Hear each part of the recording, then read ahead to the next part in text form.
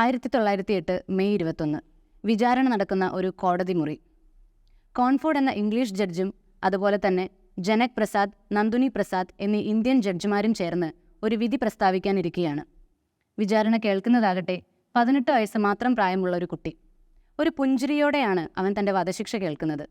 അവസാനമായി എന്തെങ്കിലും പറയാനുണ്ടോ എന്ന ചോദ്യത്തിന് അവൻ്റെ മറുപടി ഇങ്ങനെയായിരുന്നു: എനിക്കല്പം സമയം കൂടെ തന്നാൽ ഞാൻ നിങ്ങളെയെല്ലാം ബോംബുണ്ടാക്കാൻ പഠിപ്പിക്കാമെന്ന്. ദ ബോയ് റവല്യൂഷണറി എന്നറിയപ്പെടുന്ന ഖുദിറാം ബോസാണ് ഇത് പറഞ്ഞത്. ഇന്ത്യൻ സ്വാതന്ത്ര്യ സമര ചരിത്രത്തിലെ പാടാത്ത വീരഗാഥകളിലൊന്ന്. Welcome to clear eyes explainer. നമ്മൾ ഇന്ന് നോക്കാൻ പോകുന്നത് ഖുദിറാം ബോസിന്റെ ചരിത്രമാണ്. At the stroke of the midnight hour, whether you want to be you or everybody I else. still have a dream.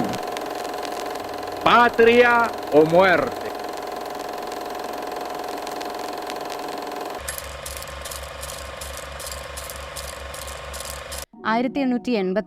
December 3 വിപ്ലവത്തിന്റെ ഈറ്റില്ലമെന്നും സ്വാതന്ത്ര്യ സമരത്തിന്റെ ബുദ്ധികേന്ദ്രമെന്നും അറിയപ്പെടുന്ന ബംഗാളിലെ മിഡ്നാപൂരിൽ ലക്ഷ്മിപ്രിയ ദേവിയുടെയും ത്രിലോക്നാഥിന്റെയും മകനായിട്ടാണ് ഖുദിറാം ബോസ് ജനിക്കുന്നത്. വളരെ ചെറുപ്പത്തിൽ തന്നെ അദ്ദേഹത്തിന് തന്റെ മാതാപിതാക്കളെ നഷ്ടപ്പെടുന്നു. പിന്നീട് അങ്ങോട്ട് തന്റെ സഹോദരിയുടെ സംരക്ഷണയിലാണ് അദ്ദേഹം വളരുന്നത്. അക്കാലത്ത് ബംഗാളിനെ ഇളക്കിമറിച്ച വിപ്ലവ പ്രസ്ഥാനങ്ങളിൽ ഇദ്ദേഹം ആകൃഷ്ടനാകുന്നു. അരബിന്ദോ ഘോഷിന്റെയും സിസ്റ്റർ നിവേദിതയുടെയും എല്ലാം പ്രസംഗങ്ങളിൽ ആകൃഷ്ടനായ ഇദ്ദേഹം അനുശീലൻ സമിതിയിൽ ചേരാൻ തീരുമാനിക്കുന്നു.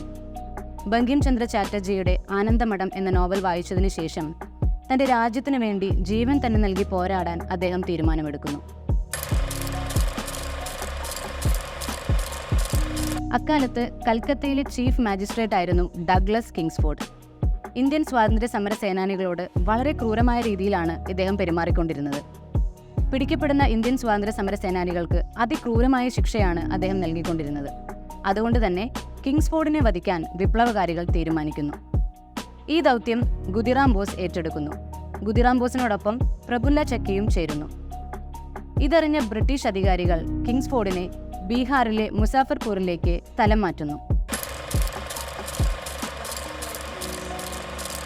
1908 ഏപ്രിൽ 30 ഖുദിറാം ബോസും പ്രഫുല്ല ചക്കിയും ബീഹാറിലേക്ക് പുറപ്പെടുന്നു. കിങ്സ്ഫോർഡിനെ രഹസ്യമായി നിരീക്ഷിച്ച് വധിക്കാൻ അവർ തീരുമാനിക്കുന്നു. ഇതിനുവേണ്ടി അദ്ദേഹം സ്ഥിരമായി പോകുന്ന ഒരു ഇംഗ്ലീഷ് ക്ലബിന് പുറമെ ഇവർ കാത്തു നിൽക്കുന്നു. കിങ്സ്ഫോർഡിന്റെ കുതിരവണ്ടിക്ക് നേരെ ഖുദിറാം ബോസ് ബോംബെറിയുന്നു. എന്നാൽ വധിക്കപ്പെടുന്നത് കിങ്സ്ഫോർഡ് ആയിരുന്നില്ല. പകരം ബാരിസ്റ്റർ കെന്നഡി എന്ന വ്യക്തിയുടെ ഭാര്യയും കുഞ്ഞുമായിരുന്നു. പ്രഫുല്ല ചക്കിയും ഖുദിറാം ബോസും അവിടെ നിന്നും രക്ഷപ്പെടാൻ തീരുമാനിക്കുന്നു. ഇതിനുവേണ്ടി രണ്ടുപേരും രണ്ടു വഴിക്കായി രക്ഷപ്പെടുന്നു. പിടിക്കപ്പെടുമെന്നായപ്പോൾ പ്രഫുല്ല ചക്കി സ്വയം നിറയൊഴിച്ച് ആത്മാഹുതി ചെയ്യുന്നു. എന്നാൽ ഖുദിറാം ബോസ് ആകട്ടെ കിലോമീറ്ററുകളോളം സഞ്ചരിച്ച് സമഷ്ടിപൂരിലെ വൈനി എന്ന റെയിൽവേ സ്റ്റേഷനിലെത്തുന്നു. അവിടെ വെച്ച് സംശയം തോന്നിയ ചില പോലീസുകാർ ഇദ്ദേഹത്തെ പരിശോധിക്കുകയും ഖുദിറാം ബോസാണെന്ന് തിരിച്ചറിയുകയും ചെയ്യുന്നു. ഖുദിറാം ബോസിനെ അവർ പിടികൂടി മുസാഫർപൂരിലേക്ക് തിരികെ കൊണ്ടുപോകുന്നു. മുസാഫർപൂരിലെത്തിയ ഖുദിറാം ബോസിനെ കാണാൻ ആയിരക്കണക്കിന് ആളുകളാണ് അവിടെ തടിച്ചുകൂടിയത്. ഖുദിറാം ബോസിന്റെ ഈ അക്രമ മാർഗത്തെ ഗാന്ധിജി അപലപിച്ചു. എന്നാൽ ബാലഗംഗാധര തിലകൻ അദ്ദേഹത്തെ അഭിനന്ദിച്ചു. ഖുദിറാം ബോസിന്റെ ചെറിയ പ്രായത്തെ പരിഗണിച്ച് അദ്ദേഹത്തെ വെറുതെ വിടണമെന്ന അഭ്യർത്ഥന കോടതി നിരസിച്ചു. കോടതിയുടെ വധശിക്ഷയെ ഖുദിറാം ബോസ് സ്വീകരിച്ചത് ഒരൽപ്പം പോലും പേടിയില്ലാതെ പുഞ്ചിരിയോടെയാണ്. 1908 ഓഗസ്റ്റ് 11 തൂക്കിലേറ്റപ്പെടാൻ വിധിക്കുമ്പോൾ അദ്ദേഹത്തിന്റെ പ്രായമെന്ന് പറയുന്നത് വെറും 18 വയസ്സും 8 മാസവും 8 ദിവസവുമാണ്. അല്പം പോലും പേടിയില്ലാതെയാണ് ഖുദിറാം ബോസ് തൂക്കുമരത്തെ ചുംബിച്ചതെന്ന് അന്നത്തെ പത്രങ്ങളെല്ലാം രേഖപ്പെടുത്തി.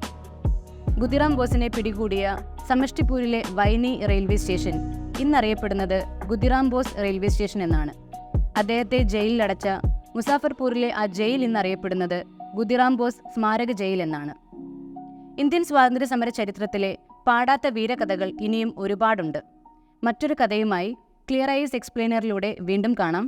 Good bye.